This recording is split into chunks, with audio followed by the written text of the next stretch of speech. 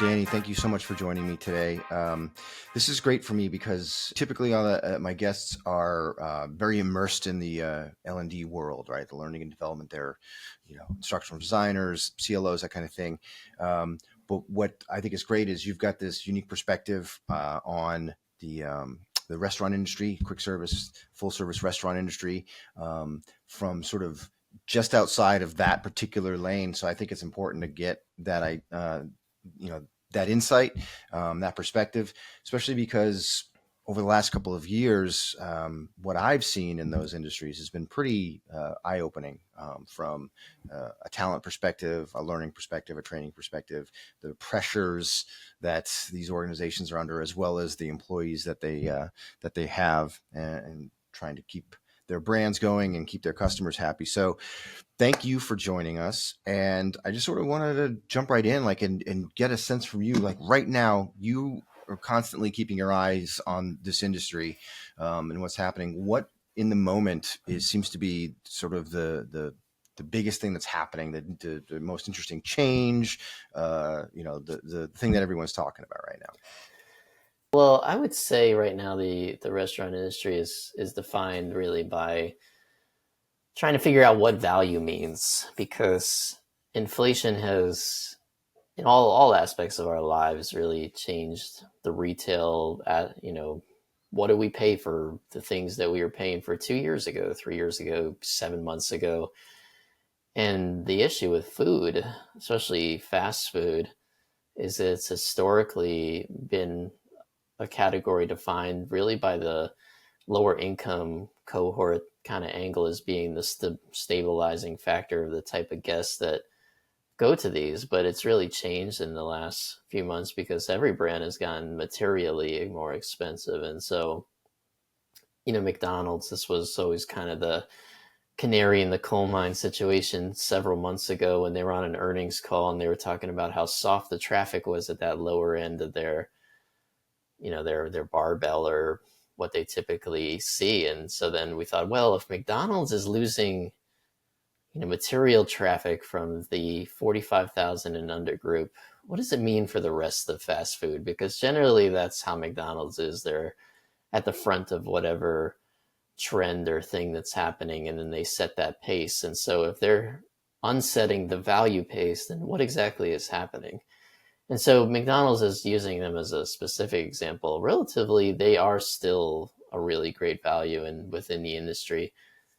And this is where you can start to now see where some things are changing, because where those deals are, where that value is for the brand, is through their app, through the promotions that they're offering digitally and things of that nature. But however, it's been such a rocky traffic climate. Now they just this week came out with their $5 meal. Burger King's got one. And so that is, broadly speaking, really the sense of what's happening in food service and restaurants is, what is value? Because you have to figure it out. Is it what you're charging at a price point? Is it who you are in terms of what you're offering, the experience, the quality? Do you have to make improvements? I just visited Red Robin recently. And casual dining is a fascinating category because the check average is probably, it's probably $20.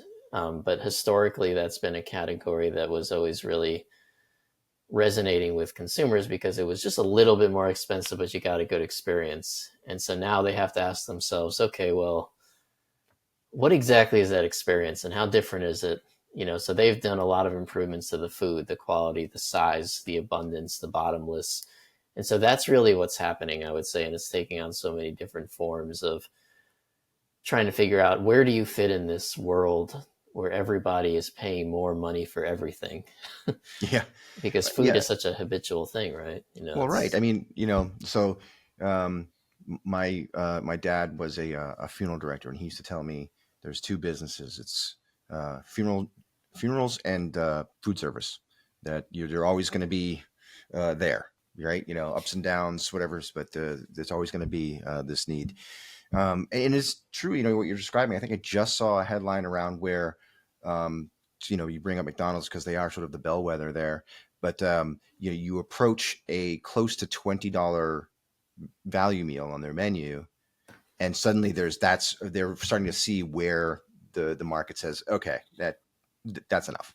Because I mean, for a long time, sort of the punchline of, say, like room service would be the $16 hamburger, right? Like that sounded outrageous at one point, and now it's come into that reality of the sort of fast food, quick service restaurant.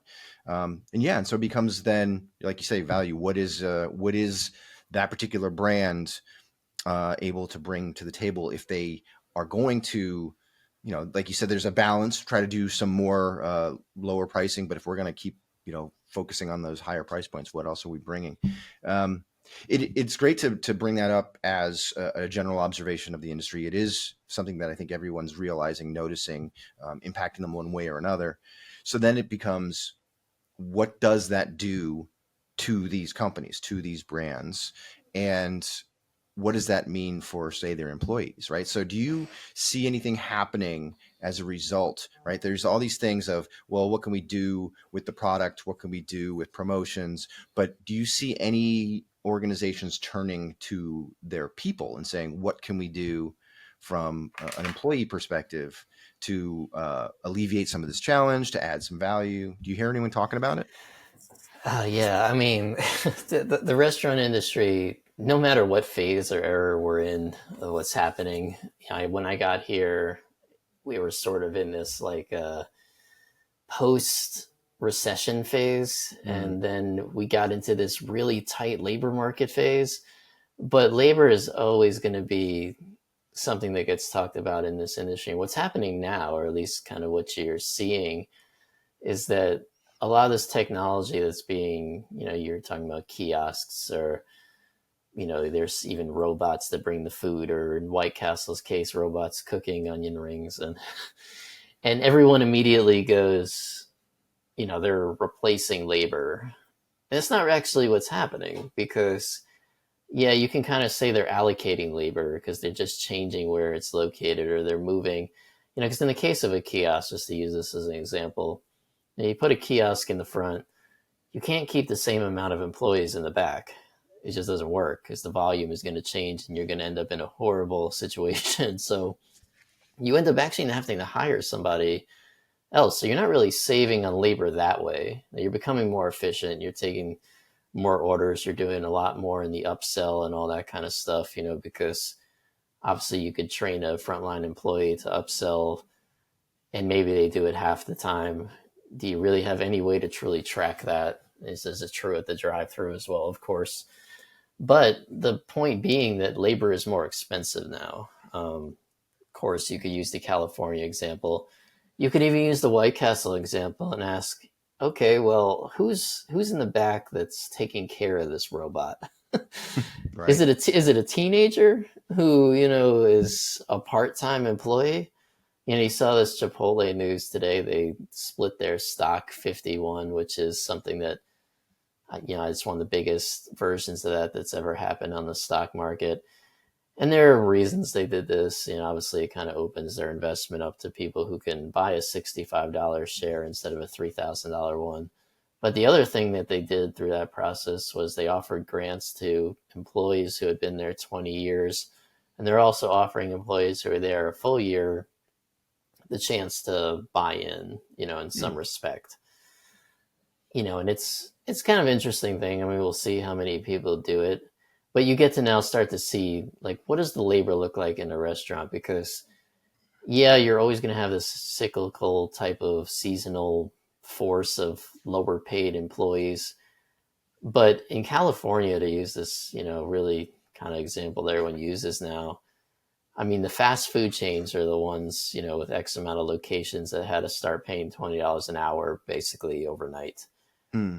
But it would be very, very wrong to think that no one else got affected by that, because full service chains in the kitchen, smaller independents, back of the house, everyone had to say, okay, well, you can now, as a employee, go say, I go work at Dunkin' for $20 an hour. What are you going to pay me?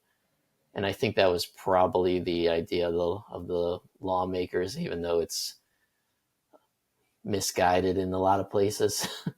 But point being, it raised it all up. So now what do you do? And so I think what I'm hearing from restaurants, and you can maybe tell me what you're hearing, is fewer employees. Or if you're going to have this situation where you're paying them more, what are they doing? Are they cross training to now be able to move around the restaurant and have multiple tasks? Or you're hiring labor that's more experienced if you could find it? It's a mess, as it always is in this industry, and I Yeah. don't know that anyone's figuring it out, but it is on the mind of literally every operator who works in this space.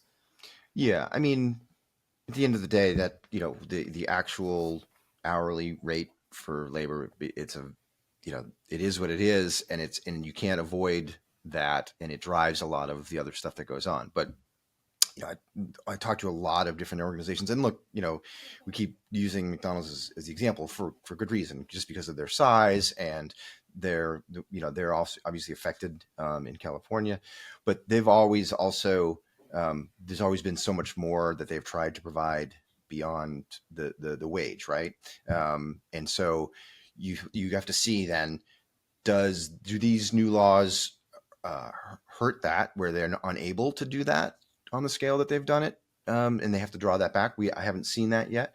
Or does it apply even more pressure on those other organizations that you're talking about? Because okay, well, we can also do the $20 an hour, but we can't pay you back for college. We can't train you for this. We can't give you Right. and so Yeah. then what kind of pressure does that apply? Because you're right. Obviously, one of the things in this industry, it's just known as high turnover, just by definition. So organizations obviously try to focus on, well, how can we mitigate that? It'll never be low, but how do we make it less? And so, for me, focusing on L&D, the companies in this space that I've worked with, that I talk to, they're really focused on, how do we get someone to come, stay, and grow? And I think something like what you're talking about is, what are you going to do in the future, right? Because that's changing based on technology. I think companies are trying at least to say, here are some pathways, and maybe there's places to go. I don't know. Are Yeah. you seeing that, like, from a development standpoint? Yeah, for sure. But I think what needs to be, sometimes consumers, I mentioned this before about technology and labor, they just look at them as being pulling in different directions. But I think the majority of technology right now is designed around what you're saying, because I mean the turnover, even at Chipotle, which is probably a top 10 employer in quick service in terms of benefits packages, the way they treat their workers, all those things that we're talking about. And their turnover was 183% at the crew level last year, I think. And Mm-hmm. it's been going down. It was obviously spiked by the COVID dynamic and all that. But the nature of this industry, that part of it, it's always going to be in the mid 100s probably, where you just have frontline workers who churn. And so a lot of this technology is designed to help with training. So if you're going to have this constant churn of being able to get people, but then also to ask yourself, what are the jobs within a quick service restaurant now? Because we're competing with ride shares, gig economy jobs, work from home, Amazon, whatever it might be, that I don't know that, not everyone's going to want to come in and work in a 110-degree kitchen and do insane amounts of volume and all these kind of jobs that were sort of the accepted life of working in a fast food restaurant when you were 16 years old 10 years Yeah. ago.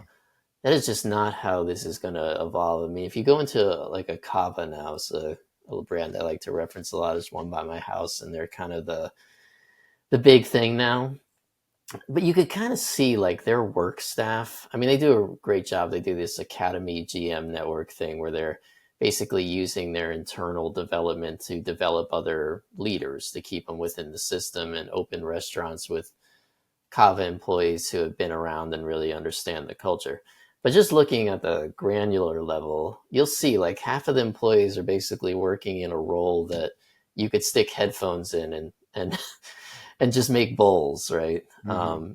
And the kitchen is nice. You're walking down an assembly line. You're not really in that stressful of a type of job. You have expediters. So restaurants are now looking at things like this. So if you have kiosks, and using that example, that's can allocate a job to someone to deliver just experience. They could be someone who's helping with the kiosks or something like that instead of just taking orders nonstop. So that is where I think technology is taking a lot of this conversation, is just efficiency in labor so that you're able to churn more effectively, and then to also create jobs that are more suited to people today. Mm.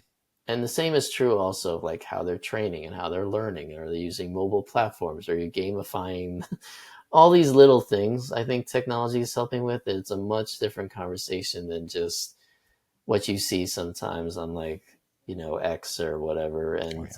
you're like, oh, look at a McDonald's now. And it's a picture of all these kiosks in the hallway, and there's a reason they're doing that. And it's not entirely around what they pay at the rate, although that's obviously some of it. But it's also about just the type of person you're going to hire now and what you're going to pay them and what you expect them to do. Yeah, I mean, it's funny how when you talk about that exact sort of dynamic in any other sort of industry organization, it's talked about. We talk about technology, whether it's AI, automation, all these things. It's like, well, it's going to allow us to be much more strategic. We're going to be able to do these higher level things because we're taking care. Once you bring it into something like consumer facing retail restaurant, it's suddenly the robot's going to do the job, and we don't need the people, and it, Right, it, it right. becomes like you said, like it's a zero sum, and it's like we need both, just from a consumer side to see it, but I think also, organizations should look at it that way as well. Is okay, yes, this technology is available, how do we leverage it to make the most of it? Isn't just about I can't pay a person $20 an hour, I'm going to put this kiosk in. That's not how it works. And so, what is it that we think people should be doing? I mean, you know this, right? I think the average age of somebody who works in one of these places has just increasingly gone up and up and up. So it's, Hmm. again, the type of worker, the person, where they are in their life, what kind of job they want to have is different than it was a decade ago. Yeah, I mean, the idea of the kiosk is always a good way to look at it. It's not so much how do I replace this person I'm paying $20 an hour with this kiosk. It's more about, if I'm going to pay you $20 an hour, what should you be doing? Yeah. And so if the kiosk can take away that job that historically should have been paying a lower rate just based on like, the skill level, essentially, or what the market called for. Because that's what's interesting about, or why people within the industry hate the California rule, because it wasn't really set by the market, it was set by the regulations. The Hmm. market itself was telling you, what certain things were paying. Yeah. But that's a different conversation. But point being, if you got to pay $20, then what could they be doing? And that's the conversation that anyone I've ever talked to who's put a kiosk in their restaurant is having. Hmm. None of them that I've ever really chatted with have been able to remove labor. What they've been able to do is they've been able to remove labor during certain periods of the day, but during peak hours, like I said earlier, they actually need more labor when they add a kiosk. Yeah.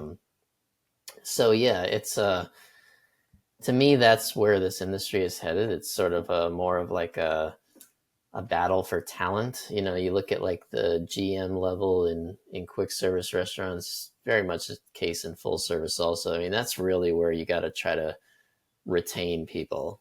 Hmm. Because if you can retain GMs and set them on career paths, as you mentioned, I think again using Chipotle as an example, they've got this like six-figure restaurateur role where a GM could get there in 3 years, I think. Hmm. I just saw this story recently too on Raising Cane's, but the GM was making like $176,000, and it was one of those headlines, that was out there because people would pick it up and be like, "Oh my god, go work at Raising Cane's to make 100," But Yeah. they're a great employer, by the way, but in this industry, but that's the role where really most of the conversations are being had about like, how do I get this person to really be with us, because that hourly level is just, that crew member is going to churn. And so what technology again can you just put in there to help that employee be a better version of the $20 worker? It's, Yeah.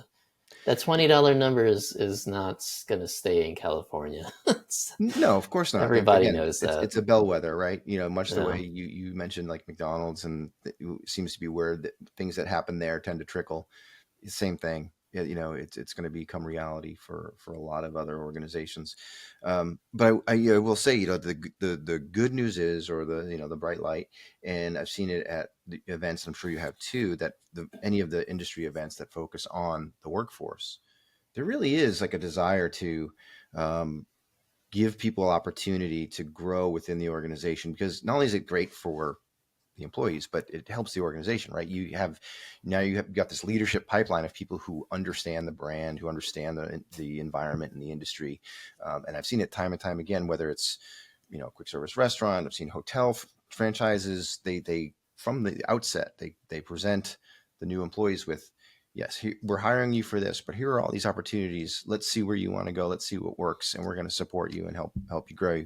And I think the ones that do it the best are able to juggle multiple types of employees, right? There's, hey, you start to recognize this is what you are going to do, and it's like maybe it's part time, it's just for now, it's temporary, and you're just satisfied with this. So we're going to make sure that you are satisfied and support you in that. Or you want to grow and you want to do, these things. So we're going to help support you as well, and not do one at the expense of the other. I think that's one of the things that happens with turnover, is when you focus too hard on we're going to develop you. You have these opportunities, you're going to grow, and somebody doesn't want to do that. Not everybody wants that. And then something like, well, then, they get ignored, they don't get any resources, or they don't feel supported, and they feel like I can just leave. Yeah, the restaurant industry from the very, very beginning, stopgap reality of there, that's okay to have that in your restaurant. Sometimes you have to have that. I mean, sometimes you need to have people are staying here and then leaving, because you can't always grow everybody. And that's okay to have that type of employee. But then, you have the programs that are in place. The best restaurants do this, where they set a path for you to be that type of worker that will help them grow into the future. You talked about Raising Cane's, and there are some of the best brands, and Bojangles does this, Red Robin, Texas Roadhouse, of course, that even offers ways basically where you're an operator who's also an owner. Yeah. And that model is really what started Outback, and and it got into a lot of different places. But it's one of those things that it's a very simple equation. You're invested in your own success, and you're probably going to stick around. Yeah. It's kind of like it's like golden handcuffs in the best way possible, because you were going to be here anyway. Yeah.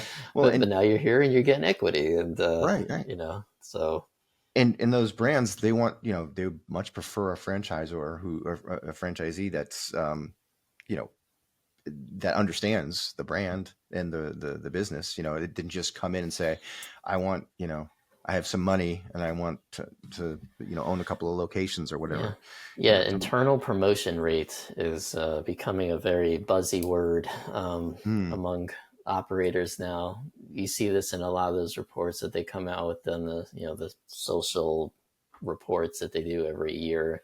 What was the internal promotion rate, and how many of them were promoted to GMs? And then is there a way from they get promoted to GM to field leader to whatever, however that path looks? I mean, that's one of the things about the restaurant industry that's made it what it is from the very beginning, is that you can walk in the door right away and start climbing the ladder if you're that type of person. It's always been that employer who you can start your career with. Everybody's aware of that. But yeah, now is it becoming also the employer that you can grow your career with, is really something that people are working on.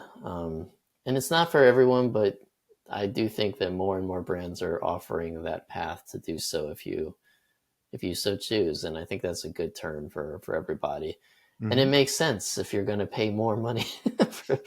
If your labor costs are rising, it is always better to promote than it is to outside hire. That's true in every industry in the world. So exactly. Yeah. And and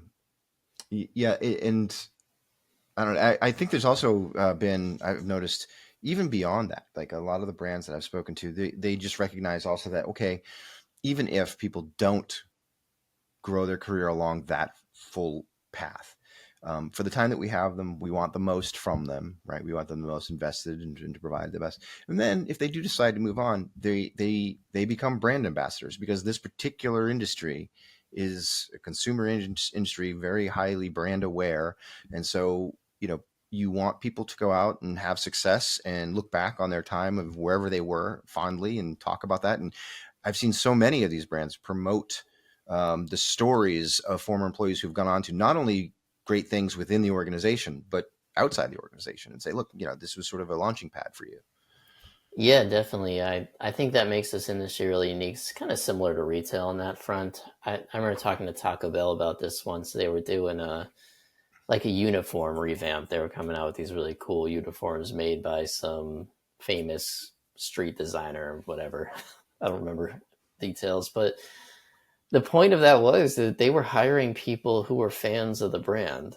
I mean, that's just what happens when you're talking about hiring teenagers and young Mm-hmm. people who are coming to work at Taco Bell. It's not like they're walking in and they're reading reading up on the company the way that you might if you got recruited by some company on LinkedIn or something. You Yeah. know what Taco Bell is, right? You've Right. probably eaten there 100 times. You either love it or you don't, but that plays a role in what they're doing with the education side and the way that the restaurants are running, because they're brand ambassadors when they first get there. Now you want to make sure they don't walk away saying this is the worst experience of my life, but they're Yeah. able to do really cool things to kind of stoke that fandom. White Castle does a really good job of this too over the years, of just making sure that their employees are people who are also really invested in the brand. And that's something that makes food very, very unique, because all these quick serves that we're talking about, McDonald's, I would say, that's they're such a large company. A lot of times they're an employer of choice in markets that they open in simply by being there. Mm-hmm. But yeah, so often when you're going to work at a fast food chain, you are very, very familiar with who they are, and you have to play into that, Yeah. No, or at least that's so understand true. it for sure. Yeah, for sure. Um, one thing I wanted to come back to the technology piece a little bit and see if you'd heard any or have any anecdotes or observations around, because I keep every now and again in the midst of all of this, oh, this new technology is coming and these AI and robots and automation. Then there's eventually some backtracking, and I know that there's been stores that have taken certain there was like an AI driven drive through interface, pulled it. I always refer to the Amazon Fresh, where it was like you could go in and walk out, like you just gather your things and walk out, and it just charges you. And it turns out it was actually video cameras and a team of people in India watching those video cameras. It wasn't actually automated, and so they pulled that out. And so, in the midst of all of this. Technology and the fraud, like what's going to happen, what isn't going to happen. I think it's like slow down. It isn't, going to replace everything. Do you have any like stories like that you're familiar with of maybe a little too much speed on the technology side? Yeah, I mean, we've talked a lot about McDonald's. They just kind of famously stopped their AI ordering at the drive-through test Mm-hmm. recently. Doesn't mean they're never going to come back to it, Right. but it did mean that it was not.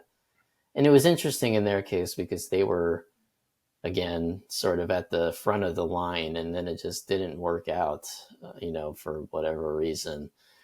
I think AI, especially coming out of the pandemic and robotics, and there was just so many examples of it. They were very extreme because extreme solutions were needed. I mean, I remember talking to somebody, about the robot who kind of serves the tables, and they Mm-hmm. were plotting like, can it serve curbside? So basically, can you pull up and then it walks out the door to your car? And that was very much a solution for that moment in time. Um, because if you kind of look at curbside in general now, it's not what it was, right? Like Right. I still see it from time to time, especially in drive-throughs that are busy. They'll give you a spot to go pull into and someone will walk out the door. But having the ability to like walk up to a restaurant and then you see like that card where you call it and it comes out. That's become less a case, not very labor efficient, but also less the case where you're gonna have a robot bring it to you. um, Yeah, but what I will say is what seems to be happening is AI and a lot of these technology are happening in far less sexy ways. Like, and this exactly. goes back to what we're talking about with like what you're paying somebody. So if you're paying your GM $176,000, do you want them to be just filling out Excel sheets and time cards all day? No. So a lot of that AI is happening there, right? It's Right. happening on the scheduling, it's happening on the inventory, it's happening in these jobs that are allowing that expensive employee to do things that are more guest facing and effective for your business and to take on more jobs that maybe it took more people before. Yeah. But either way, they're able to automate that kind of thing. And then to take all that data that's coming in through loyalty or through the drive through or whatever it is that you're doing now and make sense of it, or take the Internet of Things that's happening like on your oven and all this kind of stuff that doesn't get the same kind of headline. That's actually happening very, very fast right now in the industry. Technology solutions to enable catering or to direct channel ordering and all this stuff that actually is fitting into what's happening in the same world where everything is more expensive, so you're optimizing your channels. But yeah, you do see less of kind of the robot cooking. Chipotle has some really fun examples of it. They've got the avocado cutting robot, the Avocado. And then they had the one that was making chips, which I haven't heard about in a while. But then they also have the digital make line that's able to make the bowls, and Sweet Green's got the Infinity Kitchen that's making their bowls, which is really effective for them. But again, not necessarily a labor saver in their case. It's more about freeing up people to do other things. But again, yeah, that's kind of where things are right now to me. Is we're like in this optimization stage versus introducing these crazy, really cool, mind you, things. But it's more about like everybody's got data now, Right. and what in the world are we going to do with it? I think that's the crossroads that we're at. Yeah, I keep trying to have this conversation with people because AI just comes up all the time, but in this industry, L&D as well, and it's like, yeah, there's this stuff that you'll see on CNN. They'll lead a story with this new AI something, and you're like, wow, but that's not really what's happening. What's really happening would bore you to death with AI. What's going on? It's basically just taking all of the available data and making sense of it, and Right. allowing you to to do things. And the more we can wrap our heads around the reality of it, the better use we can make of it. As opposed to, there's always got to be something at the front edge, right? Like, oh, here's this really wild thing we're going to try, but there's this reality underneath. I think you're right. I think there's way more of it happening than people even realize. That's going on. Yep. One of the things from an L&D perspective I've seen like is just the way that these brands really do a good job of embracing technology and recognizing the demographics of their workforce.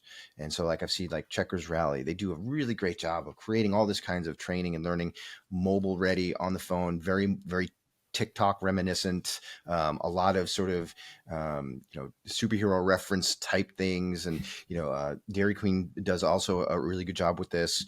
I think as an industry, it's done a really good job from an L&D standpoint of keeping up with what people want, as opposed to some other industries who are kind of sort of stuck because they think that maybe their demographic is older and doesn't want that, which the reality is, everybody sort of wants the same thing. They want immediate, easy, frictionless stuff.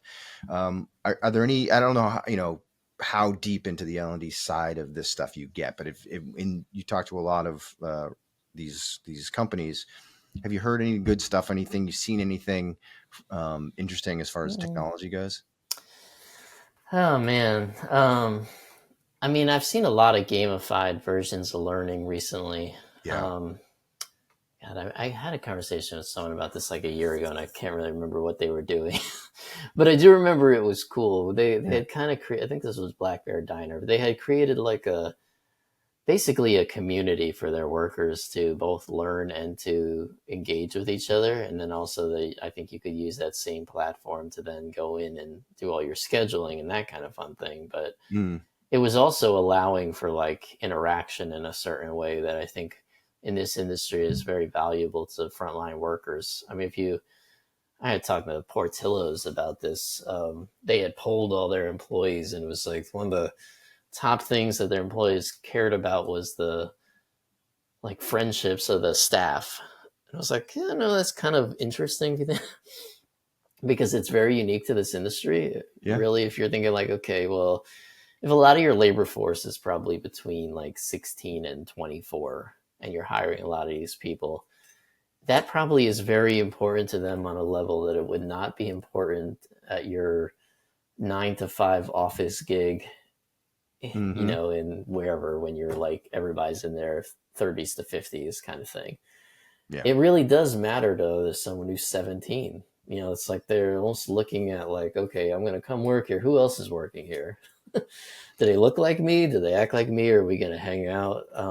Yeah. And I hadn't really thought about that until they really were mentioning how vital that was to the way that they set up their L&D, because they do want to make it so that their teams are kind of put together in a way that they become, it's probably cliche to be like family, whatever, but of course that's how they speak about it. Mm-hmm. But there are apps and platforms now, in the case that I was mentioning, where just that connective ability for them to all start talking to each other was turning in really interesting results for them. And I have not talked to the brand about that since, but yeah, I would have to guess that they're not, by far and away, not the only people doing that. Whatever platforms they're all using to both gamify and connect their younger workforces. Oh, for sure. So there's like a couple of things going on there that are really important. And we see it. A lot of our restaurant industry clients do this too. Is yeah, that connectivity between the workforce. You're right. Like you've got a team of software developers. They're a team. They work together, but their team moments are typically going to be a meeting a couple times a week, and then interaction. Like, oh, here's my part. Here's your part. Whereas in the restaurant industry, the team is like you're relying on each other day in, day out in the moment as you're together. And yeah, you want to know, like, is this the environment? Are these people I want to hang out with? Are these people that and having a way for them to stay connected. So that's the one part. And then the other part of it is that it's part of the larger environment, right? So it's not separate from training or any of some of these other systems, right? It's all sort of in the same place. So it doesn't feel as though, okay, I have to stop and do this, and then I have to go over here and do that.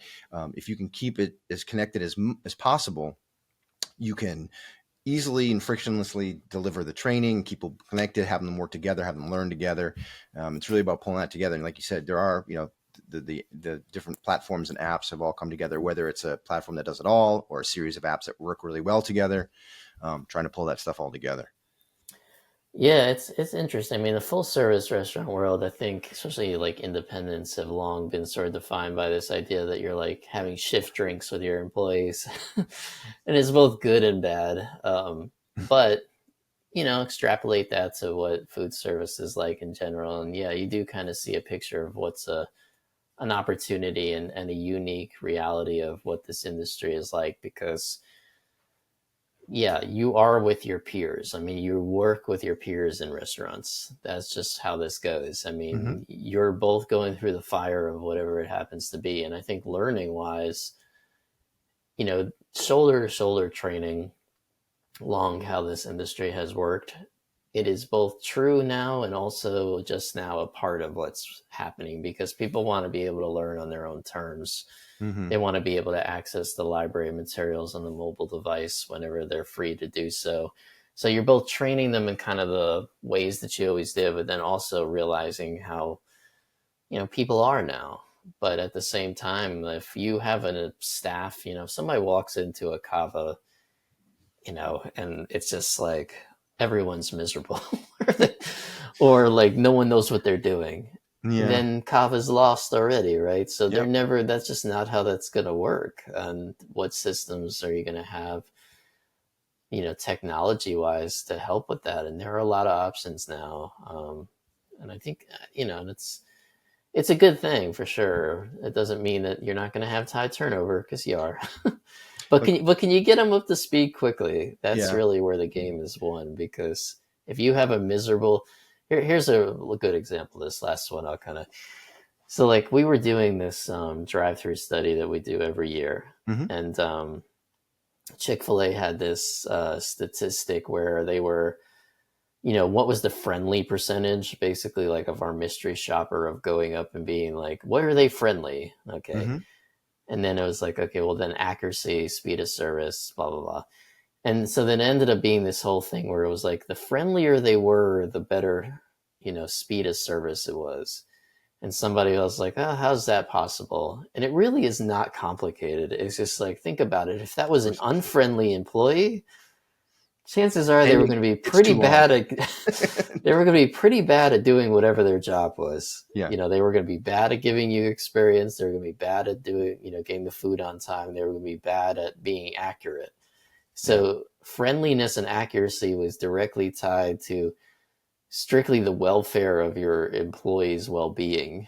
And so if they're able to set this gold standard for accuracy based on friendliness, and that all goes back again to, does your employee just like being there? And if Yeah. the answer is no, and they're unfriendly, they're probably going to suck at everything else. Yeah. It's not that complicated. It really isn't. It's hard to execute, granted. I mean, that's very, very difficult to do, Yeah. but it's also not that hard to understand sometimes. I mean, and even just the customer perception of how long the interaction takes. I know they're going to they time it factually, with data, but like just for the customer, an unfriendly experience is going to feel a lot longer than a Yeah, friendly one. we have the data on that is actually super interesting too, because they are by typical time, like get your car, get out. They're the slowest drive-through of anyone that we survey every single year. And then you ask the consumer perception, and they're the fastest. but it's a multi-tiered reality, and part of it is just they're so busy, and that's the Hmm. main thing. It's like, okay, I got here, there were 12 cars. I got there was 2 cars. One of them took longer. Yeah. The other part is they're just really good at how fast they move each individual car, so you feel like it went by faster. Yeah. Yeah. But the very overarching point is that everybody who served you at one of those checkpoints was in a good mood, and so Hmm. you pulled your car away. And this goes back to what we talked about at the very beginning of how much something costs. Chick-fil-A nowadays for my family, it's like $35. Hmm. But does anyone really walk out of there feeling like it was a bad experience? Right. No. And then it becomes, suddenly the value feels apparently worth it, even though it costs more. And so that's true of your time and your wallet, and what they do simply better Yeah. than anybody else. We've just recently did a study, frontline worker study across a bunch of different industries, and did focus on restaurant. And one of the interesting things that came back was that, I mean, it's not even that interesting. It seems like almost obvious, but we looked at employees, we asked them, and we also asked employers what they thought was important. And employees, the ones that were planning to stay, right? They said, I'm going to stick around. They felt supported. They said they felt supported by the training they're receiving. They're getting the things that they need. And the ones that said, I'm already looking for something else, or they also said, I'm not that. I don't have the tools. And so you mentioned that, like, does this person even know what they're doing? And if they don't, that just translates, they're miserable Right. because they don't know what they're doing and they don't feel supported. I think the trickiest one that the restaurant industry has to figure out, especially quick service, is employees say they wish they had the ability, more time to practice skills that they learn. And I just don't know how those Yeah. companies are going to build that into that experience. But Well, kiosks. Take the take the task off. Take the most complicated tasks off their plate. yeah, Um, that's what you're starting to see. Because it's like, okay, I was talking to someone the other day about it. They were putting kiosks in. They were taking that employee and putting them in the kitchen. It's like, all right, how long does it really take you to teach them how to cook chicken? It's not Yeah. that much. It's not the same kind of soft skill as cashier. And Right. so, the reality is that they're not going to have more time to practice. You're hired, you get right into the fire. So you're see the technology start to balance that out. But again, that's kind of why it was just not a high paying career. Mm-hmm. And then you could work your way up to making more money. And then they just took the bottom run of the ladder out. Yeah. And that's what's causing all this friction right now, because they're trying to you're like forcing the triangle into the hole, because you're like, all right, well, I guess I don't have time for you to learn how to do this job because I'm paying you $20 an hour when I used to pay $16 an hour.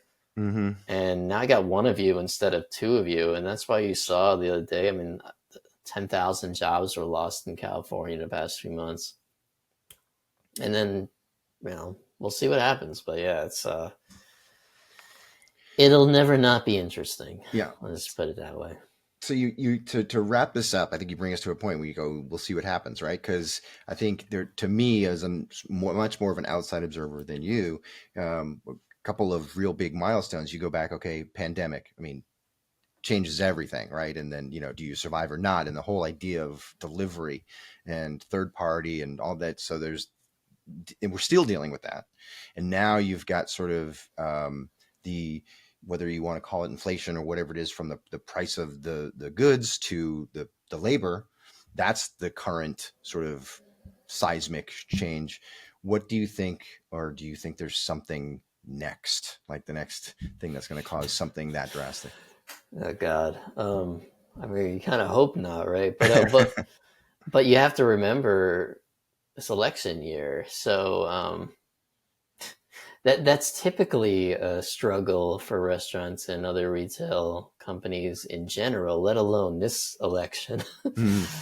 So I think that we're in for a very, very rocky, confusing year because of what we've been talking about, that just not subsiding, the inflation and it is, see the thing, like, so restaurants prices, that ceiling has pretty much been hit, Yeah.